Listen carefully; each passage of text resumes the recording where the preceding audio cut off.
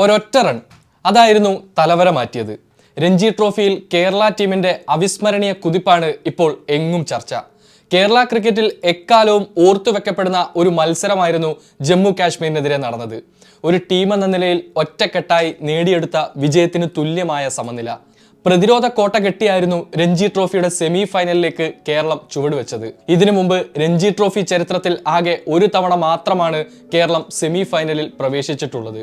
ടീമിലെ ഐക്യവും കഠിനാധ്വാനവും ഫലം കണ്ടു എന്നാണ് മത്സരശേഷം കേരള ക്യാപ്റ്റൻ സച്ചിൻ ബേബി പ്രതികരിച്ചത്. ടീമിന്റെ ആ ഐക്യം കളിക്കളത്തിലും പ്രകടമായിരുന്നു. ജമ്മു കാശ്മീരിനെതിരായ ക്വാർട്ടർ ഫൈനലിൽ മത്സരം കേരളത്തിന് അനുകൂലമായതിൽ നിർണായകമായ നിരവധി കാര്യങ്ങളുണ്ട്. അതിൽ ഒന്നാമത്തേത് ആദ്യ ഇന്നിംഗ്സിലെ 10ാം വിക്കറ്റ് കൂട്ടുകെട്ടായിരുന്നു. സെഞ്ചുറി വീരൻ സൽമാൻ നിസാറും ബേസിൽ തമ്പിയും ചേർന്ന് നേടിയ 81 റൺസായിരുന്നു കേരളത്തെ സെമിയിലേക്ക് എത്തിച്ചതിൽ നിർണായക പങ്ക് വഹിച്ചത്. 10ാം വിക്കറ്റിൽ ഇരുവരും ചേർന്ന് 22 ഓവർ ബാറ്റ് ചെയ്താണ് 81 റൺസ് എടുത്തത്. കാശ്മീർ 1ാം ഇന്നിംഗ്സിൽ നേടിയത് 280 റൺസായിരുന്നു. കേരളം നേടിയത് 281 റൺസും.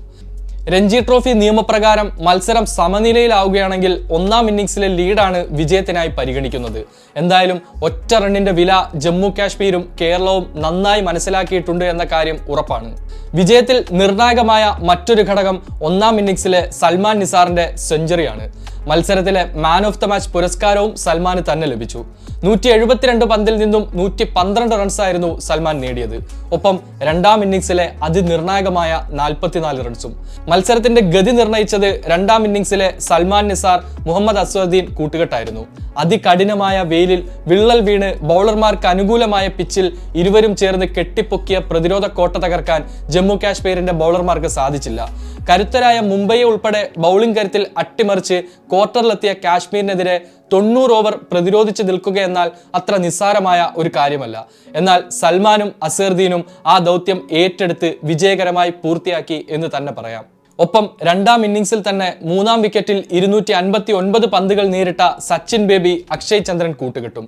2018-19 സീസണിലായിരുന്നു കേരളം ചരിത്രത്തിൽ ആദ്യമായി ഇതിനു മുമ്പ് രഞ്ജി ട്രോഫി സെമി ഫൈനൽ കളിച്ചിട്ടുള്ളത്. അന്നും സച്ചിൻ ബേബി തന്നെയായിരുന്നു ക്യാപ്റ്റൻ. സെമിയിൽ അന്ന് വിദർഭയോട് ഇന്നിംഗ്സിനും 11 റൺസിനും കേരളം പരാജയപ്പെട്ടിരുന്നു.